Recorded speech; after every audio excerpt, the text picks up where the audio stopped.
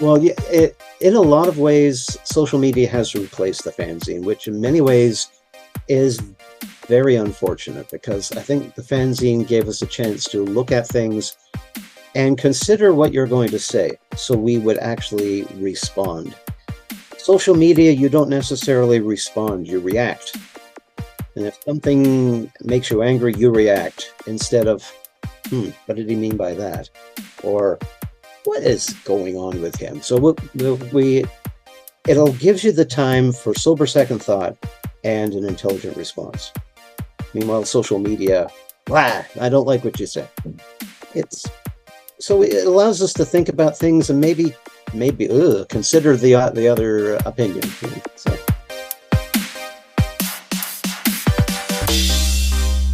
Welcome to the Stark Reflections on Writing and Publishing podcast. There has never been a better time for writers. More information, options, and opportunities are available to you, but navigating these requires insight. Join Mark Leslie Lefebvre as he draws upon more than a quarter century of experience as a writer, a bookseller, and a trusted book industry consultant to explore and reflect on the writing and publishing landscape to help you make informed choices on your writer journey.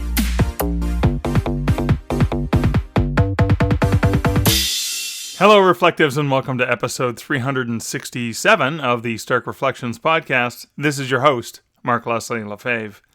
In today's episode, I have an interview with Lloyd Penney. Lloyd Penney is the editor-in-chief of Amazing Stories magazine.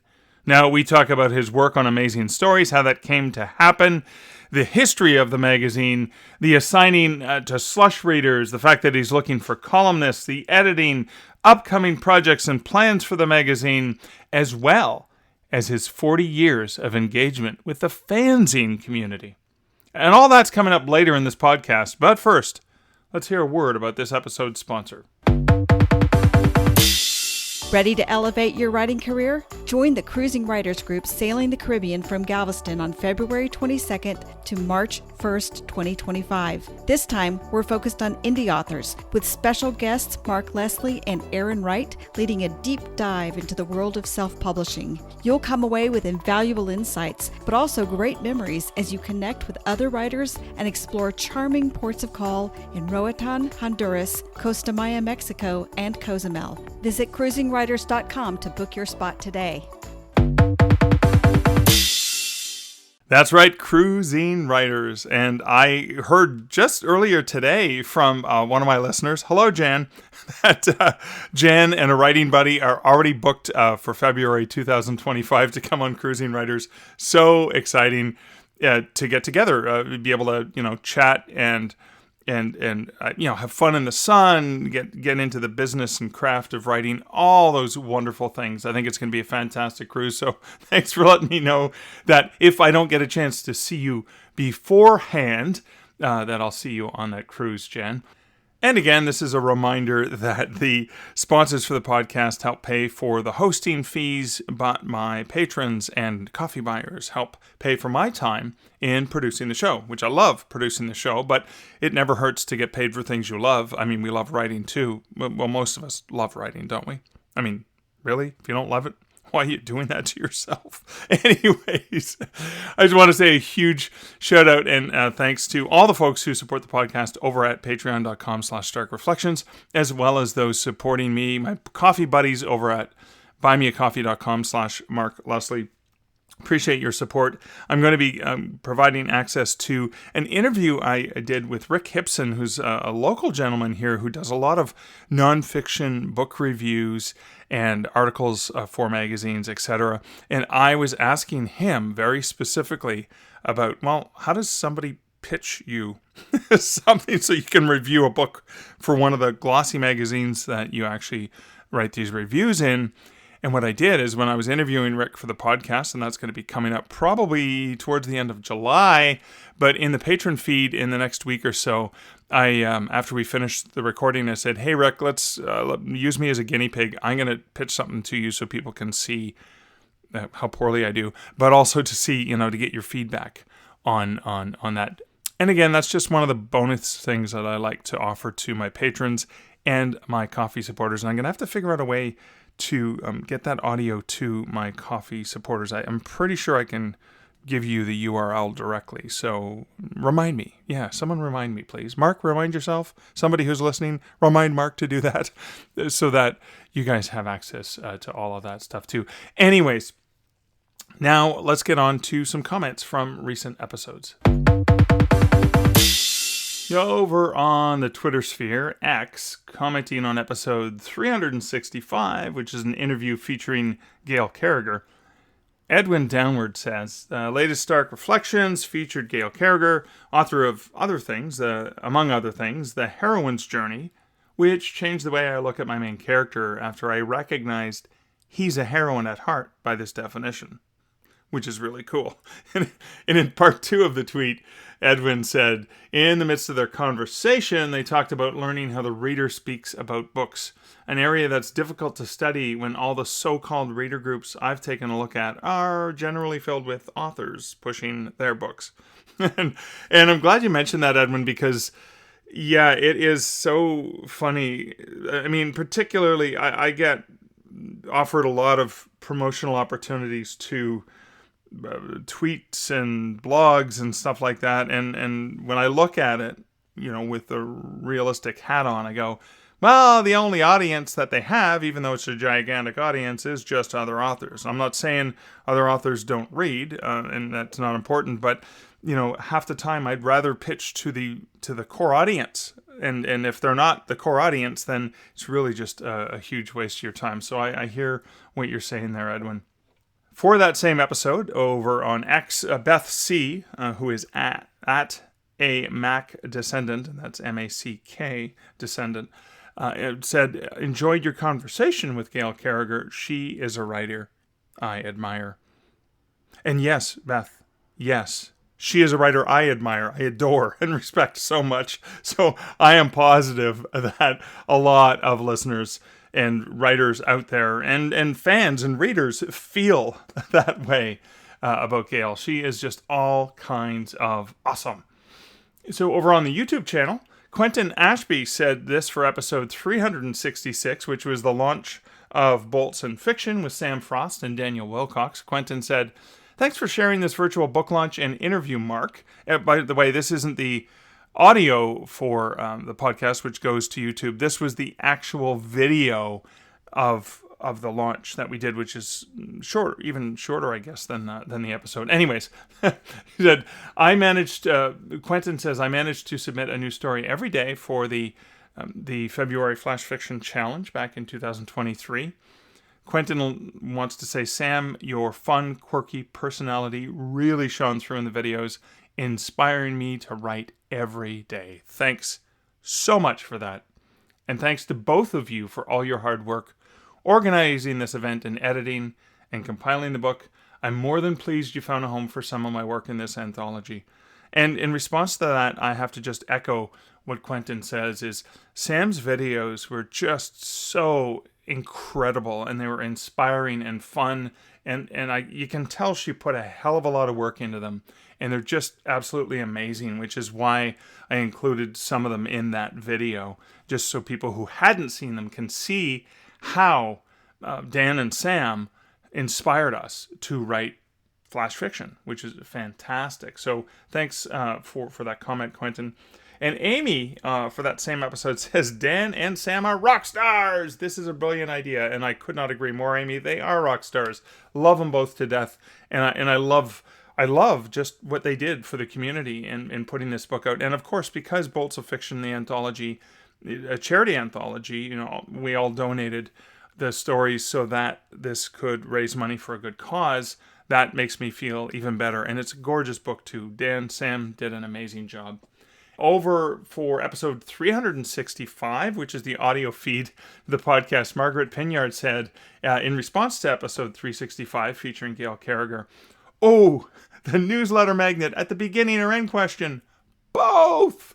We can retire that debate now, which is good. It's good that you pointed that out, Margaret. Yeah, and it's so great that Gail shared that with us.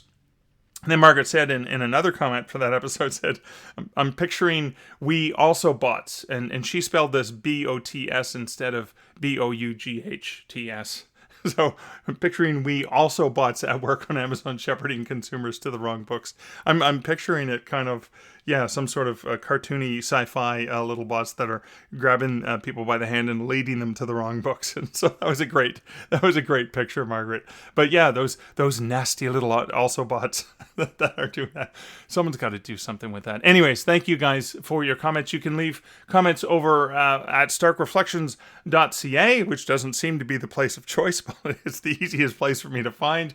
I have figured out a way to find the comments on YouTube now. After years and years of struggle, I realized there's a way in my YouTube dashboard to find them, which is cool. And of course, over on the Twitter sphere, I'm at Mark Leslie over on that old social media platform. Okay, that is it for comments. We're going to roll a bumper, and I'm going to give a brief personal update. Okay, for personal update. So, doing a whole bunch of things. So, for example, this weekend, Friday, June 21st, I'm driving to Ottawa to spend the weekend and a day with my best friend Steve, because on Saturday, June 22nd, I'm going to be participating in the Ottawa Small Press Book Fair. Pretty pumped about that. I've never sold at that event, so I'm looking forward to that. And it's in Steve's neighborhood, so it's going to be a fun weekend with my buddy in Ottawa. We may get into some antics and some choice alcoholic flavored beverages that weekend. But so that's on Saturday, June 22nd. On Wednesday, June 26th, I'm returning to talk to the Hamilton Mountain Writers Group at Terryberry Library up on the mountain in Hamilton. And so that's always fun when I go to visit them from my old stomping grounds. And then on Thursday, the next night, June 27th, I'm doing an informal talk at Smile Tiger in Kitchener, Ontario. This is for the So You Want to Write group, which is run by two good friends of mine who live in town here, Emily and Rob Potter. Great folks. I've known them for quite a while.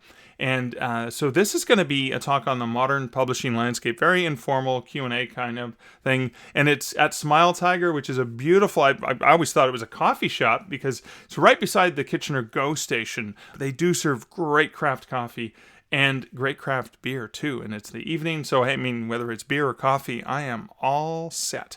And I think that's going to be a fun evening. Other stuff is I'm continuing to plug away for things related to One Hand Screaming, the 20 Haunting Years, the 20th anniversary edition of the very first book I published.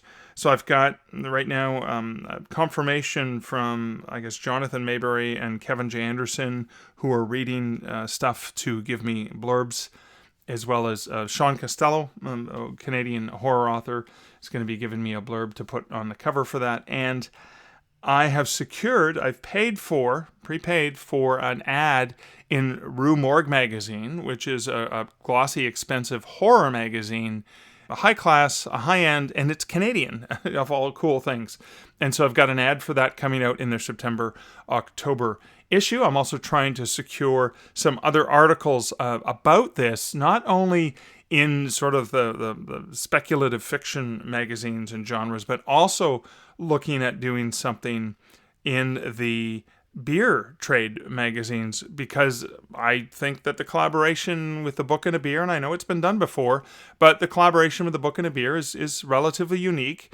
Counterpoint Brewing's an amazing brewer, so I'm going to talk to Graham about that, and getting maybe them to cover the tie-in here, and working just that community aspect of what Graham's doing to help me, and again, how an author can work with a brewer as well. So again, maybe getting some interest there, particularly because I just got the design for the order for the coasters I'm making that are going to be part of, obviously, making available at the brewery and other places that are going to serve this beer.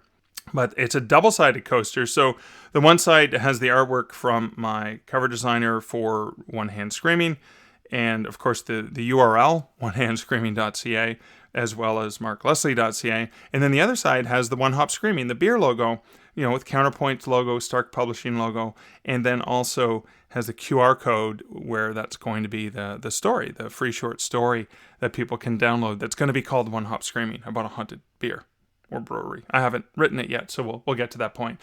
But so all of that's going on. Pretty excited about that as I'm gearing up for some of the promotion for the fall release, and I'm starting to make a list of various places I want to go. When I'm in Ottawa this weekend, there's a bookstore that I haven't been to yet because we've never gone by there when it was open. We've always walked by later at night when it's closed, but I want to get in there and meet up with the owner and see if I can maybe do something when I'm back in November, when I'm there for CanCon, a speculative fiction conference in Ottawa that I'll be speaking at. So that's the One Hand Screaming update. And then the latest thing that I want to share, I think it's kind of interesting for authors, is I have an international book club deal that I just secured a couple days ago. And I was kind of surprised because I get way more rejections than acceptances. And so an international book club feature deal is like the feature deal light because it doesn't include the US. It's Canada, US, Australia, and the UK. But it's still pretty substantial because I'm happy to get it. And let me just share what propagated that. So in the Kobo Writing Life dashboard, I saw that there was a Canada Day sale. So Canada Day for American listeners is the 1st of July, whereas Americans celebrate their independence on the 4th of July. We kind of just like Thanksgiving, we kind of warm the holiday up for you. We get it all warmed up for you, get it all ready. That's what good neighbors do. But so I put my first book in series, A Canadian Werewolf in New York, 7-book series. I'm making that 99 cents for the Canada Day promo for Kobo. And I thought, okay, it's going to be 99 cents. I'm going to make it 99 cents for the whole month. May as well kick off the month properly. So we've got that promo going on, which starts just at the end of June and then goes July 1st and 2nd. But then I thought, so I applied. At the same time I put in my application for the Kobo promo, I applied for the book club. And the 3rd is when the BookBub International deal will go. So that's kind of cool. It'll sort of continue on with that. But then what I also did is I also booked a whole bunch of other sites. And of course, I didn't do it early enough, so I couldn't get anything earlier. So on the 11th, I've got a fantasy deal of the day with Bargain Booksy. And then on the 17th, I've got E-Reader Girl. On the 18th, I have Crave Books. On the 19th, I have Bargain eBook Hunter. On the 21st, I have Just Kindle Books. On the 22nd, I have eReader IQ. On the 23rd, I have Booksoul. On the 24th, I have Litnuts. On the 25th, I have Nebula of Books. And on the 27th, I have Digital something. I can't read my squiggly hand, some sort of newsletter. So anyways, I've got it going for the entire month and booked a whole bunch of things. I've also submitted the latest audiobook, Only Monsters in the Building, to a Chirp deal. I want to see if I can get that. I currently actually have the audiobook for A Canadian Werewolf in New York discounted. I did that the minute that the latest book in the series came out. I just automatically discounted it at Chirp and at Nook and at Apple and at Google, which is what you can do through Findaway Voices. So what I'll do in future updates is I'll share with you guys, how that's worked out. So yeah, that is it for my personal update. I have blathered and ummed and awed enough. Let's get on to this interview with Lloyd that's coming up right after this slightly longer bumper.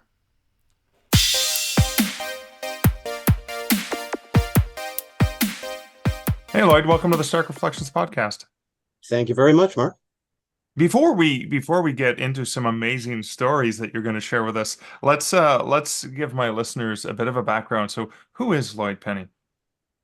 Okay, native of Toronto, grew up elsewhere in the city of Orillia, about 80 miles north.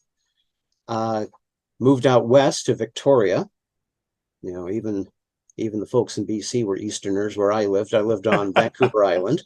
Oh, Victoria's gorgeous. It sure is. Love to go back. Have another look at Butchart Gardens and places like that. Yeah. And then came back to Toronto for school at Ryerson. Oh, really?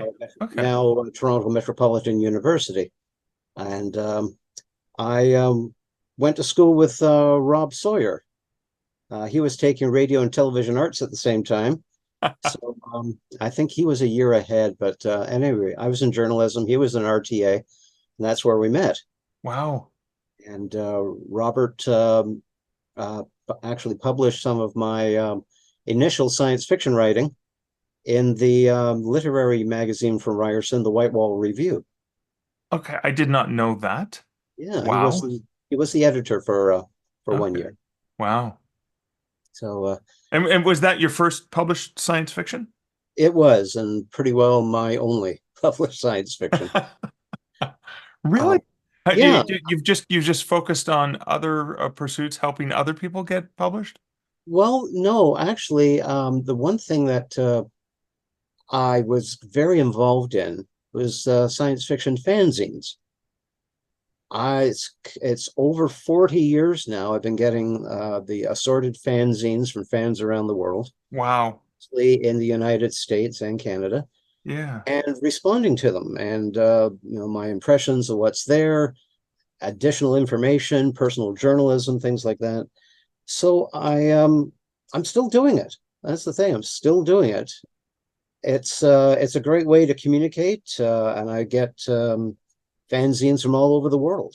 Wow. So 40 So years. So for the person listening to the podcast who's not familiar with the science fiction, speculative fiction realms, mm, or it doesn't have to be science fiction, obviously, but I'm assuming that most of your fanzines are sci-fi. What is a fanzine? a fanzine is a amateur publication produced by fans of science fiction, no matter the interest, whether it's literary or media or gaming or something else. Okay. And I've seen a lot of them, and it's it's also, once we've established that we have the common interest, that also means we can talk about anything else, and Ah, we do.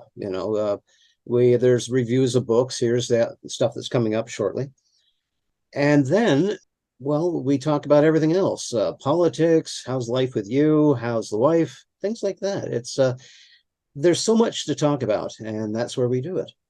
I love that. So I've got to ask. I mean, obviously, when you started with fanzines, there was mimeographs and stuff like that. Like, I'm sure they've changed over the years, right? Yeah, the mimeographs. Then I kind of came in around the end of the mimeographs, and then of course photocopy. But then a lot of people over the last 20 years have 20 to 25 years have made electronic zines. So I get Right. almost exclusively electronic zines, which means you can publish at any rate, and you don't have to pay for the paper, the Yeah. envelopes, or the postage. So it helps out the fan eds and helps me out too, because I don't need to put paper envelope, and postage on my response. Just Yeah. fire Well, it off and and I can only imagine the excitement of receiving a physical fanzine in the mail on a very much. quarterly, monthly, annual basis. Depends, right? Because they all have different Yeah. frequencies. These days, when most of what I get is electronic, to get a fanzine, even if it's just on letterstock paper, you can tell it was printed. You can tell that it was stapled and in the envelope and the postage on it. That's really nice. Yeah, I know yeah, how expensive it is, so I really can't expect everybody. Everybody used to do that when things yeah. were cheaper. These days, I'm happy when it happens, but in the long run, it's the contents and it's what you have to say that's more important than the medium. Just like, yeah, it's the content People of remember it's. lately.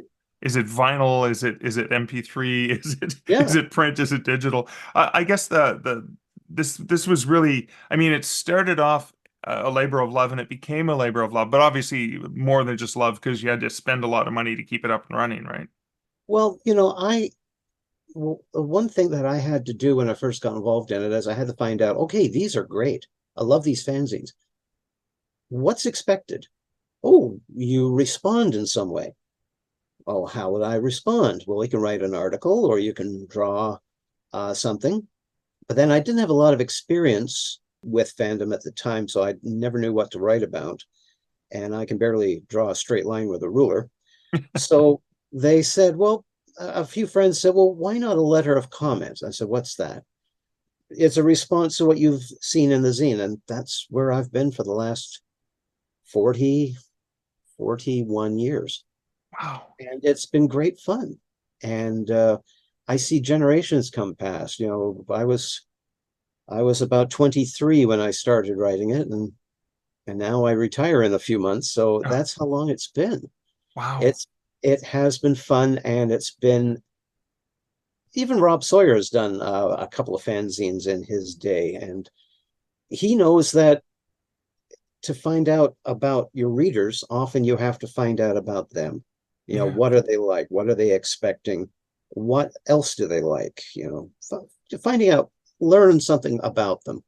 So Okay. I know a lot of these people now, and a lot of people have gone, and some new people have arrived. So there's So new it's, generations of new fanzine yeah, purveyors, or what would you call it? you know, kind of like getting the word out. It's like a news line in some ways. Okay. It's basically it's what the consumers of science fiction are doing, Right. thinking about. What have you read recently that you really liked? Okay. What movie did you like recently? What TV show did you like recently? Gotcha. Okay. So it's discussion of themes, discussion of ideas, and I've been told that the letter column is the heart of a fanzine. Yeah. So that's where we all get together, and if only it was live. If only we could sit down with something good to drink and talk about what we enjoy doing. But in the long run, as long as we're assembling and with every issue, that's what keeps the community going in many ways. Yeah, and then I was thinking that it's just really much like a community. And I can imagine that the closest that somebody may experience to what's going on in a fanzine is that when you're at a conference or convention or whatever, and you're sitting down at the bar or in the hallway or even panel discussions, except Exactly. it's not simultaneous, right? It's Right. it's a longer term thing. Well, you send in your impressions of the fanzine in a letter, and then once it gets published, people will discuss what they saw, not only in the fanzine, but also in your letter. So Right. it's kind of like a timed argument. Okay. we, I we love that. discuss Yeah. we discuss back and forth, and you can say, well, I just read your letter, I think you're full of it, or I fully agree, or Yeah. so it it can be quite civilized too. Well, I mean, because it's long, it's drawn out. You have to Mm. put a lot of thought into it. It's not just a quick, I'm going to put my all uppercase and just yell at you in a comment Yeah. on a Facebook post, right? Well, yeah, in a lot of ways, social media has replaced the fanzine, which in many ways is very unfortunate, because I think the fanzine gave us a chance to look at things and consider what you're going to say, so we would actually respond. Yeah. Social media, you don't necessarily respond, you react. And if Ah, something makes you angry, you react instead of, what did he mean by that? Or what is going on with him? So it'll gives you the time for sober second thought and an intelligent response. Meanwhile, social media, I don't like what you say. yeah. It's so it allows us to think about things and maybe consider the other opinion. So Oh, I love that. I love that. So when you think of fanzines, is it going to be like Doctor Who and Star Trek and Star Wars and a larger media, or to pick on our friend Rob Sawyer, if yeah. we're all fans of, we'll pick on maybe Flash Forward, the TV show, and it Mhm. started on, maybe we start the fanzine on something as small as that. And I'm not saying it's small, but that it lasted one season. But that's where the community gathers around a figurehead, a show, something like that. Well, more the books. The Okay. fanzines, most of the fanzines I get are very book oriented. I do get some of the media oriented, and you know, there are themes to discuss in Okay. both books and TV shows and movies. But I often find that, given my current interests, the literary is more my style. I grew up watching Star Trek on NBC, uh, but I but right now it's books and trying to get the best fiction out there. And I think Awesome. it's taken me a while to learn it, but I think we're getting it. Oh wow. So I'm just curious, like what would be some of the more recent fanzines that you've been engaged with? Well, one fanzine I got, this is just as an example. The title of the fanzine is called Idea. Okay. Issue 13 recently came out by a lady named Jerry Sullivan. She lives in the Boston area, and she hadn't put out a zine in close to 10 years. Oh wow. She kind of just picked right up and, oh, here's what you said 10 years ago, and I'm thinking this and I'm thinking that, and I think a lot of it is also publication design. I've taken some courses to make it look, not only read well, but look well. Okay. And she's just recently won a couple of awards for it. Wow. Because it looks great, reads well, and it is a really nice publication. No, is this something that even if it's digital, is it still getting designed in like Adobe or software like that to create a Yeah. PDF as opposed to an online blog? Well, the as long as it doesn't matter if it's printed on paper or it's PDF'd, the design is there. Artwork, set logos, a variety of fonts, anything that could make it not only, like I said, not only read interesting, but look interesting. Okay. And you can tell that the effort went into actually publishing that fanzine. Right.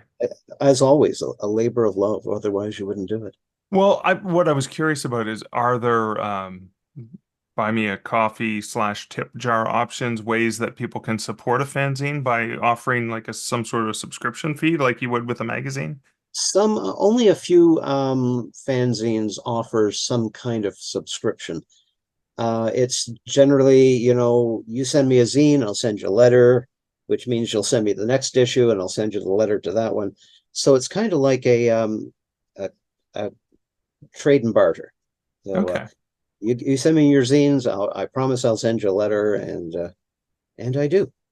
Okay. And Wow. there's so And it's and is this an email or is this an actual letter that you're mailing? there are only a couple left where the editor does not use email. Okay. So I will sit down, write the letter, print it, put it in an envelope, put the right postage on it, off it goes. Wow. And I will get more issues, and I'll just do the same with that. But for the most part, it's type it up, put it in an email, off it goes, and Right. it'll get there. Instead of hopefully a couple of weeks, it will take minutes. Wow. And this is really community oriented. So I'm assuming you mentioned this lady in Boston that you Mm, knew her from the zine community from 10 years yes. earlier. Mm. A lot of people would be potentially interacting in more than one zine, right? Oh, Because yes. that's okay. Yeah. It's not everybody gets every zine, but there is actually a website where you can get a lot of them. Okay. It's called efanzines.com. And if you go on there and look it up, there's all kinds that you could download. And I keep an inbox of all the zines that I might either get in my email or take from efanzines.com. And that's kept me busy for, I'd say, probably the last 30 years, because I think that's how long it's been around. Wow. Yeah. Internet. Yeah. But they say life begins at 40, and I remember the internet started to really take hold around its 40th year. So Yep. there you go. Well, Um, I even responded to the first zine that was actually put on this website, and there's been thousands since. oh wow. What was that first magazine? Do you remember? I think it was called Holier Than Thou, and it was published by Marty Cantor, who is one of the leading lights in Los Angeles fandom. Wow. Wow. Wow. So I teased that you would be sharing some amazing stories. How tell us about your involvement with Amazing Stories, what it is and how that all came about. Amazing stories. First issue came out in March of 1926, Wow. which means in a few years we've got one big centennial to celebrate. Wow. 100 years. Yeah. So, I I I think we all knew about it. We might not have seen an issue, or there might be some old pulps at a bookstore, But I think most of us knew about where all of this came from. And that was the very first pulp science fiction dedicated magazine edited by Hugo Gernsback. And boy, and so so this month we mark 98 years. Wow. In 2 years, there's going to be a big convention down in the States that will actually celebrate that. The Amazing's 100th anniversary will be science fiction's 100th anniversary. Wow. And that's and that'll be March of 2026. That's right. Wow. My I always knew about it, and I think it was 2008. A fan down in he was living in New Hampshire at the time, Steve Davidson. He wondered, does anyone have the copyright to the term amazing stories? And he found out no. Steven Spielberg had done something with a television version of some of these amazing stories, but he let it lapse. So Steve grabbed it. I'm very glad he did, because Spielberg wanted it back, but now somebody else has it, so he's got to pay for the rights. And that helped the most recent issues of the magazine to be published. Okay. Yeah, so Steve now lives in Florida. He was the publisher. He had to move to Florida to look after a sick parent. And anyway, my first connection was in 2018. Ira Naiman, there's another Toronto native. Yeah. Ira was appointed because Ira had worked extensively on the website that Amazing Stories was at the time. Steve appointed him the editor-in-chief of the magazine. So I wrote him a letter saying, "Congratulations, Ira, this is fantastic. Do you need any help?" And he says, "Matter of fact, I do." So for the second through to the seventh issue of that run of magazines, I was the proofreader copy editor.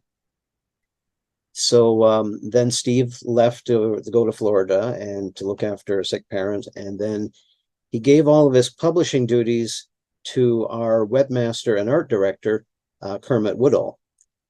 So Kermit's is overloaded with the responsibilities. And so it was down to me and Kermit. So he kind of looked at me and said, "Well, do you want to do it?" Sure. I had to go back to my wife and say, "Oh my God." And she thought, what's wrong? That the computer crashed? No. I've been asked to be the editor-in-chief of Amazing Stories magazine. Wow. Yeah. It's such an iconic position. Yes. And you figure, no, nothing like that. You don't even dream about it, because nothing like that's going to come to you until it does. Wow. I still have some trouble believing it. I've had the position now for 17 months. We've been able to get the website, the submissions website cleaned up, and we're caught up with a lot of things. We've got enough stories, probably last us till the fall. And we have more and more people signing up all the time. And I think we're going to get another flood of stories. So I've been learning the website, learning what's expected, still things to learn here and there. Wow. This is something I never thought I could do, but my working career has been in editorial work. Right. Years ago, I'll admit how old I am. I, at one point, was one of 3 editors of the Sears catalog. Wow. And, I've worked on books and magazines and documents and packaging. So this is my first opportunity to combine my career with my interest. And if I'm sleeping, nobody wake me up, because this has been just. So Amazing Stories is no longer in print in any guise. It's an online magazine, correct? Or is it in print as well? No, I wish it was in print. We just don't have the bank account for it right now. Right. We are trying to raise money so that we can return to a print format. So in the meantime, the website has lots of news items from various sources, plus 1 free story a week. If you If you support us through, I think, Patreon, you'll get that story 1 week before anybody else. Oh, that's cool. So So there is a way for people to say, hey, I really want this to continue and I want to yes, support it. And that's Patreon. Okay. we do have Etsy. We do have Amazing Stories T-shirts, pins like this one. Yep. Um, we've got interesting stuff there, so we're trying to sell that. And now, one thing that got us the last group of issues that we had was also a successful Kickstarter campaign. And we tried that again, and it did not work. Oh, really? Yeah, we just we got about 30% of goal. Oh, So we are kind of hoping that with all the things we're doing and the free fiction, we're really hoping that people will say, "Hey, this is worth it," yeah, yeah. and we'll get the support back, and maybe we can raise the money through another Kickstarter and get magazines going again. But in Yeah. the meantime, we do have some really good fiction, interesting stories from various sources like Mike Glier's File 770, Locus as well. We have all kinds of sources, and some of them interesting news, what's been happening with some publishers, news from the last Worldcon, things like that. Okay. So we're trying to provide a good reading experience, and hopefully people will support us next time we are hoping to get a magazine going again. Wow. The one thing that my wife and I are planning to do, my wife Yvonne and I are planning, is they were going to go down to the NASFIC. The NASFIC is the North American Science Fiction Interim Convention, which is held in North America when the Worldcon is held elsewhere in the world. In 2024, it will be held in Glasgow, Scotland. So the North American Interim Convention will be held in Buffalo. And fortunately for me, that's quite drivable. Yes, yeah, for sure. We're also going to go to the World Fantasy Convention, which also happens to be in the same area, Niagara Falls, New York. So two major conventions like that. We'll drive to them, promote the magazine like crazy, and we have a few ideas about how we might raise some funds as well. And we're also going to be going down to Los Angeles at the end of October, because that is LostCon. And this year's LostCon is LostCon 50. Wow.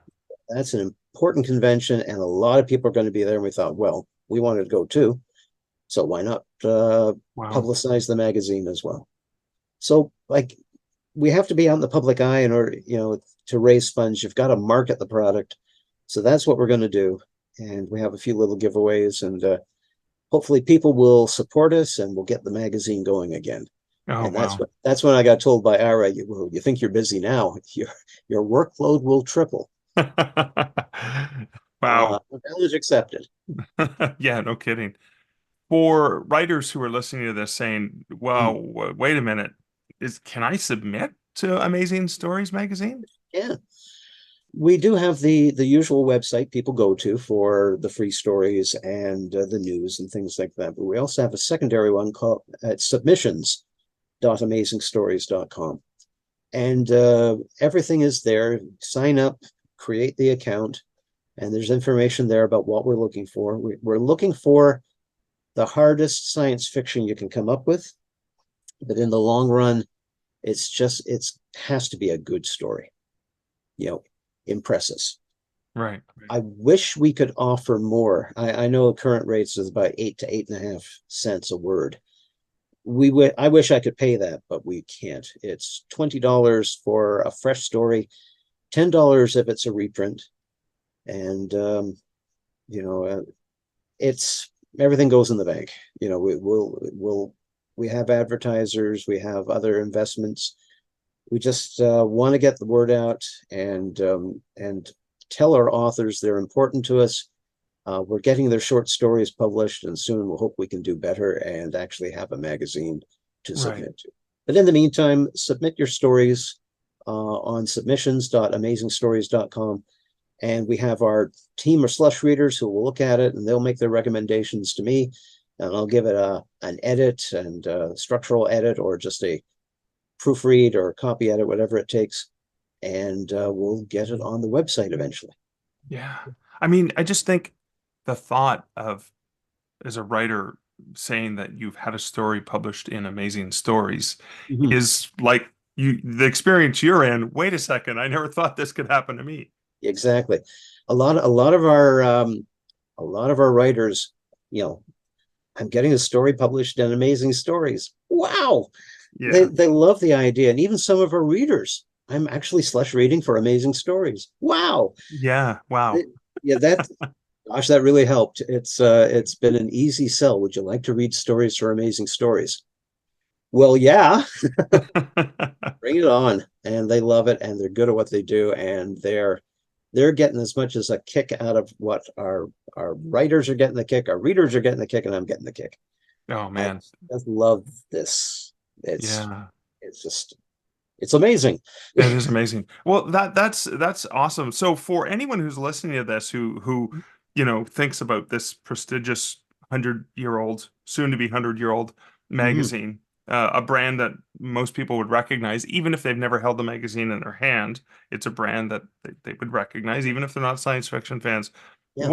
What's something that somebody who would love to support that magazine, what is something that they could do?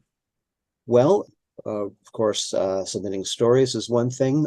If you're an artist, we will probably need some of your artwork. If you're available, we may give you a story to for one or two illustrations to either maybe an initial piece of art at the beginning and perhaps a secondary illustration to break up all the banks of white in the magazine.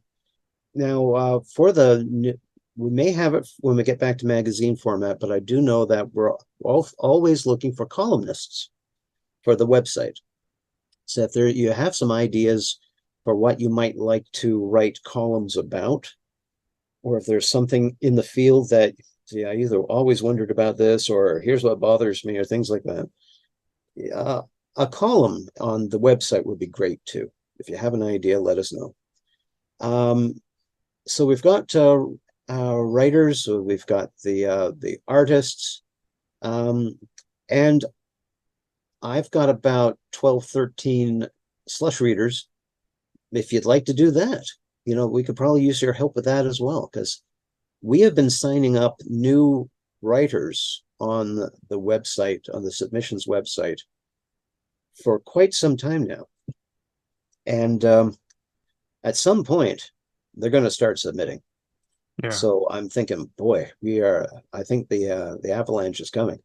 Yeah. So we might need some more readers to actually say, okay, I'll read the next 10 and I'll let you know if anything is good there Right. or publishable. And sometimes I get no, nothing. Or sometimes I'll get the specialized message, hey, editor, have a look at this one. And that's a recommendation from the reader. So I have a look at it and I have the final say whether or not it goes in. And then we pretty it up and edit and correct the spelling, the things like that. And we will try to put it on the website. No, awesome. Lloyd, could you please let my listeners know where they can find you online, where they can find amazing stories online? Amazing Stories is at amazingstories.com. If you have something to submit, submissions at amazingstories.com. And if you want to get in touch with me, I'm Lloyd at amazingstories.com. Lloyd, it was simply amazing chatting with you today. That's a common word these days. Yeah, I couldn't resist the pun. Thanks so much for hanging out. Thank you so much, Mark. So just a few things that I wanted to reflect on here. The first is, I guess, just the awesomeness of this 1927 magazine, Amazing Stories. And I'm sure a lot of people have never heard about the magazine, at least are aware of the TV series of the same name from the 80s, if not the revised version of that show. But I mean, this has been one of those classic pulp era magazines that survived or got brought back. And the opportunities here. And I want to talk about the opportunities because I think that's an important thing to reflect on. So as Lloyd and Stephen and the folks who are bringing Amazing Stories, or have brought Amazing Stories back in all its glory, as they're regrowing it and rebirthing it and sort of rebuilding it, based on its legacy. And again, 1927 or 2027 is going to be 100 years, which is pretty damn awesome. Now, Lloyd had mentioned he's looking basically for volunteers to work on the magazine, and I want to share. I want to point that out. I want to talk about that because it's a way for writers to get involved in something that you're interested in. Now, in traditional publishing, there are internships with the big publishers in New York, Toronto, London, etc., etc. And in particular, what's really, really blatant is that these are unpaid internships. Yeah, you're living in New York at an unpaid internship at one of the world's largest publishers, or the world's largest publisher. I mean, wow. But that is always been one of the ways that people can break into the industry and start reading the slush piles or interning or doing whatever, and then learning, and then moving around and growing, getting a position with the company, et cetera, et cetera. So that's kind of the way that this works. But what I wanted to point out here is what Lloyd's doing is rebuilding something truly amazing, no pun intended, and looking for readers for the slush pile. Even just the prestigiousness of saying, I'm a reader for amazing stories. It blows my mind, just the thought of that. I mean, I don't write hard science fiction, but just like, oh my God, I wonder if I had like a reprint story I can send them, just to get involved in some way. But here's the thing.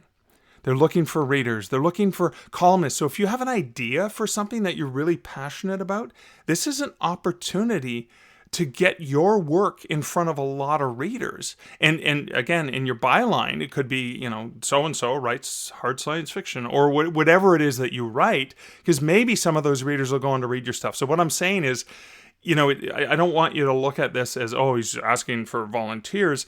Yeah, asking for people who are passionate about this, but this could also be a way in to recognition. It could be a way to get your name and your brand in front of other people and potentially be doing something that you really, really like. I mean, I'm trying to think of ways. I went on after listening to this, editing this earlier today, and I went like, oh yeah, so I'm going to go and become a patron of this because I just love what they're doing and I want to support it. And so I'm pretty thrilled about that. And the last thing I want to harken back to is Lloyd's involvement in the fanzines. And what I really love about that is it's about passion, and it's about community, and it's about having these amazing ongoing conversations about really fun stuff that readers are really passionate about. So passionate about that they would actually mail letters away and have these correspondences that would be like in a monthly or quarterly, and have this ongoing conversation for years. Now that is true fan commitment. And again, this fanzine community, you heard Lloyd mention the name of so-and-so who started this and so-and-so, and 10 years later she came back and just continued the conversation. I mean, there is power in these communities. There's also really important information and insights for us readers. Lloyd talked about Rob Sawyer, engaging in that community, because Rob's always really good at understanding his readers and listening to and engaging with his readers. So again, if you're writing in the speculative genres, you may want to check it out. So, efanzines.com, check it out, see what people are saying, and that could help inform you as a writer. Well, that's it for my reflections for this episode. That is it for this episode. I want to thank you so much for listening. If you want to support the podcast, you can always leave a review wherever you happen to listen to podcasts. I know I say it every episode, but it does make a huge difference. Those reviews, just like reviews on your books, really help. And also, if you enjoyed this episode or any other episode, sharing it with someone else that you think would enjoy it is also another way of helping me. But of course, you are helping me, dear, dear, awesome listener, just by listening. So thank you for letting me bend your ear again this week. So until next week, and until next episode, this is Mark Leslie Lefebvre wishing you great writing. and good Stark Reflections. Thank you for listening to the Stark Reflections podcast. You can find show notes for each episode at starkreflections.ca.